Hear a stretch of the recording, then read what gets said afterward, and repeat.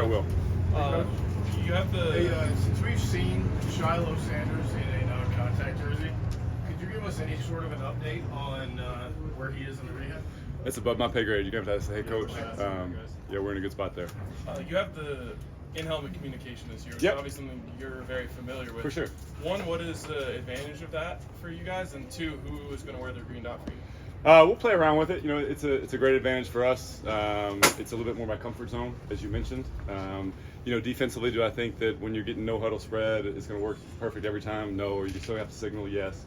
But it's a great tool for us, and candidly, it's a great tool to talk to the guys on the field. So we'll rotate it. You know, you can have conversations. I am probably guilty of talking too much. You know, at times they'll be like, "Leave me alone. Let me go play ball." But we'll play with it. You know, everybody will have it at some point. So once we have to make that decision, you know, kind of bi-weekly, it won't be the first time that they're hearing me. Coach, going off of that, is there an advantage to the fact that you've been doing it? You are familiar with that as opposed to coach and player both having to learn that? Yeah, I think so. You know, just because I've probably seen the dark side of it a couple times. You know, like where guys want to like take their helmet off and just rip it off because the coordinator's yelling at them the whole time. So hopefully I know less is more. But again, everybody's working with it. You know, bi-weekly it'll look different. I have had some phone calls with guys. You know, I think defensively it's not as advantageous as offense, right? That's just what it is. It's an offensive game. We adapt and we adjust that way. But again, it is my comfort zone, so I do feel good with it.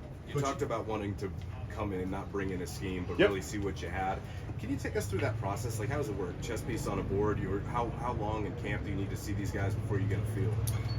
You know, we've kind of talked about it as a staff. We'll go 10 days of camp, and then we'll kind of look at what they can do well. It's our job as coaches, as we talked about, to put these guys in positions to be successful.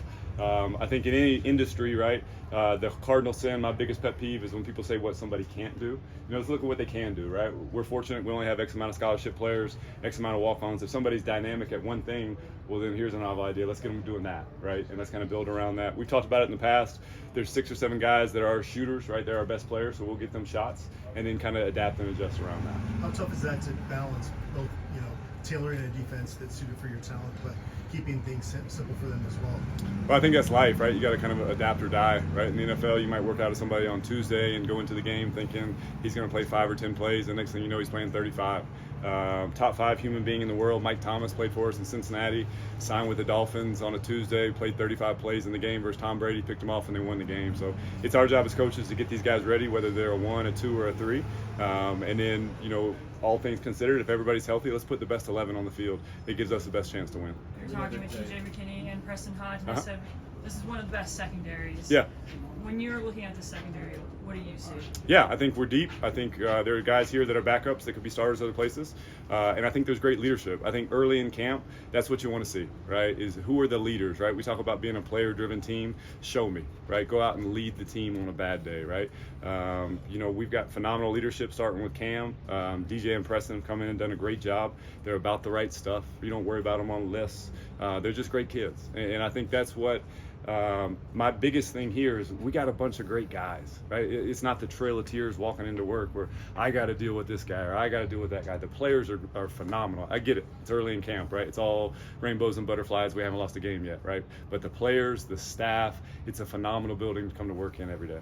You've had the opportunity to be with Travis Hunter now for a little while. Is that a guy you think could play in the NFL right now? And if so, for how many teams? I think Travis could do anything he wants to do. I've talked about it. I think Travis is a unicorn. We had a spring academic meeting. Travis goes up there as a 4.0 student. Travis will take every play in practice. I think Travis can do anything. So, yeah, I don't want to put a bulletin on his back or anything like that. But, yeah, I think Travis can do just about anything he wants to do. We talked to Trevor on Monday. He talked about the noticeable size up front in the defensive line. How are those guys performing? They've done great. Again, I think the D-line coaches do a phenomenal job. Coach Sapp, Coach Lewis, Coach Dancy, I can't speak enough about those guys. They are truly a master of their craft, and they get those guys going, right? I think, you know, D-linemen will walk if you let them, and they've got the right mindset, right? It's light when it needs to be light. We work when we need to work, and they've done great. So it's a kudos to the coaches. It's a kudos to the players, and now let's just continue to grow, right? Stack days on top of each other, and we'll get to where we want to go. North Dakota State is right around the corner. Yep. What is your overall sense of this group and their excitement level to put in the work and get game ready? Our team? Yes. Yeah, no, I think we're chomping at the bit. Again, it's the 3rd day of camp, right? It's rainbows and butterflies. It is what it is. But I know when I look in the eyeballs of the guys that we have, that they kind of still feel last year, right? So again, that's always it. I mean, last year is done. It is what it is. but they want to prove who they can be, right? So I've seen it from the time I got here. I thought the strength staff structured a phenomenal winter conditioning program, right? I thought spring ball was great. You know, summers players are by themselves. You know, I'm getting calls about how hard they're working, right? I'm getting pictures of them meeting by themselves. I mean, that doesn't happen everywhere. Again, that's a testament to the culture from the top down, right? Starting with the head coach and working all the way down to me, to the players, to everybody else. So that's really who this building is. So we're very excited. Yes, sir. From your side of the field, what's it been like going up against this offense every day?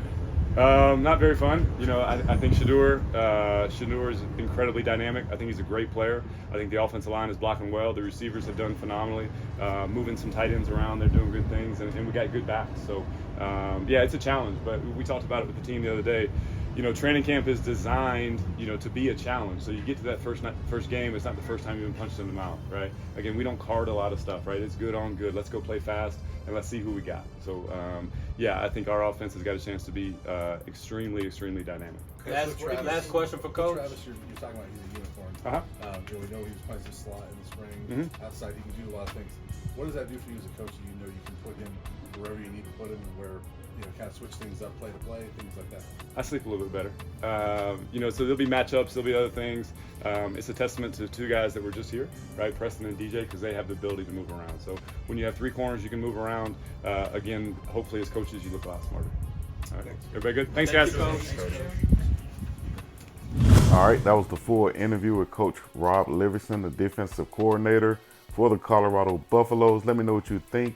Hit the like, subscribe button. Don't forget to hit the notification bell. We'll be back with more Peace in the Middle East. Yeah.